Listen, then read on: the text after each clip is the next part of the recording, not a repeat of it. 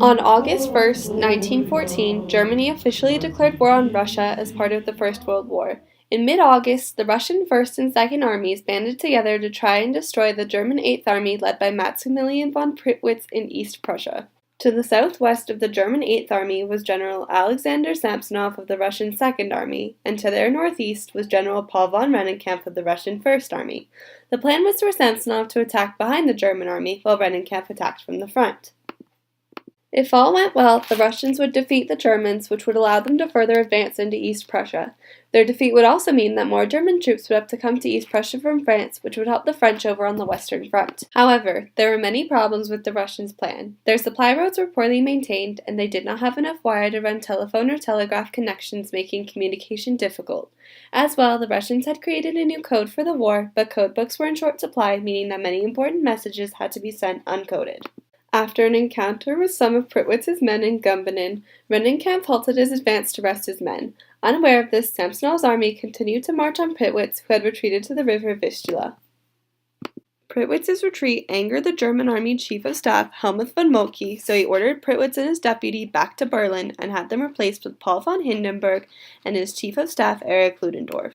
When Hindenburg arrived in East Prussia on August 23rd, he immediately reversed the order to retreat and put into action a plan proposed by Prittwitz's deputy chief of operations, Maximilian Hoffmann. Cavalry troops were deployed at the river Vistula to distract Rennenkampf's First Army. Meanwhile, General Hermann von Francois's First Corps were sent by rail to Samsonov's left flank.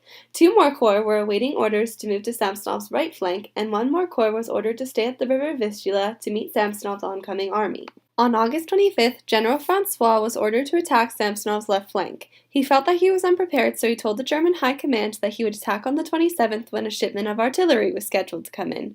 However, he was forced to relent, so the attack was officially scheduled for the 25th. Soon after, Ludendorff and Hoffmann received 2 intercepted, uncoded Russian communications. The first letter from Rennenkampf detailed the distance between Rennenkampf's and Samsonov's armies, as well as Rennenkampf's immediate marching plans, which were towards Königsberg, not Samsonov. The other letter from Samsonov detailed his plan to march towards Tannenberg in order to catch the German forces that he assumed had retreated to that point. With this information, it was decided that Francois could hold off his attack until the 27th. Francois' attack was successful, leaving Samsonov's left flank completely cut off from his central army. Francois was then ordered to travel north in case Rennenkampf decided to rejoin Samsonov, an order which he ignored. Instead, he traveled east to prevent Samsonov's army from crossing the border into Poland. On August 26th, Rennenkampf was ordered by Russian higher-up Yakov Zelinsky to march forward to Königsberg. This, along with Rennenkampf's personal animosity towards Samsonov, meant that he would not be coming to his aid in the battle to come. 2 more German troops were ordered to join Francois in the east, and 1 more troop was sent to the German center. The Second Army was now completely surrounded, but they were unaware of the danger they were in. On August 28th, an undersupplied and disorganized Samsonov realized that his army was surrounded and ordered to withdraw that evening. It was too late. In a panic, his troops tried to escape the Germans, some literally dropping their weapons and fleeing, but most were killed and captured. The Battle of Tannenberg ended on August 30th, 1914. Out of the roughly 200,000 men that made up Samsonov's army, only 10,000 were left by the end of the battle.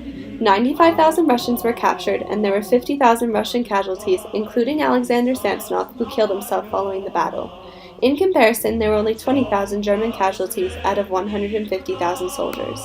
Though the Russians did not defeat the German Eighth Army, German High Command sent more troops over from France, which would help the French in the First Battle of the Marne. The Battle of Tannenberg was a rude awakening to the Russians that they were no longer equal in strength, power, or technology to other European powers like Germany and Britain. On top of that, the war was a huge economic drain on Russia, and as their industry was militarized in order to support their failing army and the amount of food dwindled, the common people found an enemy in the Russian royals. In February 1917, Tsar Nicholas II was forced to abdicate the throne, and in the winter of 1917, Russia pulled out of the war. The actions of Ludendorff and Hindenburg in the Battle of Tannenberg propelled them to important positions in Berlin. Ludendorff was heavily involved in the war until his failed offensive in 1918. Hindenburg was hailed as a war hero. In 1925, he was elected president of the Weimar Republic, and in 1932 he appointed 44-year-old Adolf Hitler as chancellor of the Weimar Republic, an action that undoubtedly contributed to the rise of the Nazi Party and the Second World War that would follow.